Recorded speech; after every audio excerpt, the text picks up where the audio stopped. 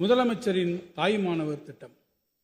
பூவிதழ் எங்கும் பனித்துளிகள், காற்றசைவில் வீழ்ந்திடாமல் மெல்ல அசைந்தாடும் மணப்புல் மலர்கள்.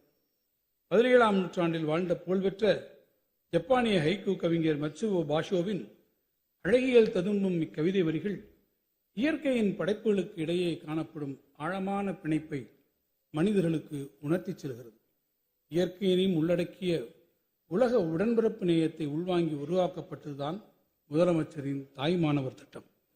திட்டத்தின் கீழ் தற்போது மிகவும் வறிய நிலையில் வாழ்ந்து கொண்டிருக்கும் கடைக்கோடி ஏழை குடும்பங்களையும் கண்டறிந்து அவர்களின் வாழ்க்கை தரத்தை முன்னேற்ற அரசு முடிவு செய்துள்ளது.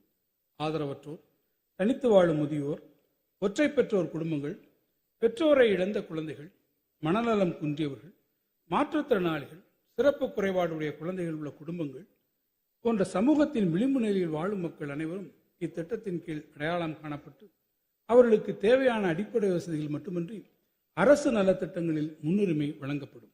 முதற்கட்டமாக மிகவும் வறிய நிலையில் உள்ள சுமார் 50,000 குடும்பங்களில் குழந்தைகள் தங்களின் 2 பெற்றோரையும் இழந்து தங்களது உறவினர்களின் பாதுகாப்பில் வளர்ந்து வருவது தெரிய வந்துள்ளது.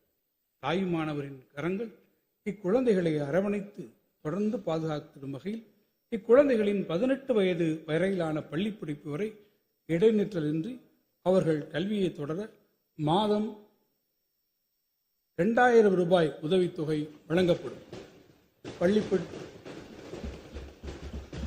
பள்ளி படிப்பு முடிந்தவுடன் கல்லூரி கல்வி மற்றும் உரிய திறன் மேம்பாட்டு பயிற்சிகளும் அவர்களுக்கு வழங்கிட உரிய நடவடிக்கைகள் மேற்கொள்ளப்படும்.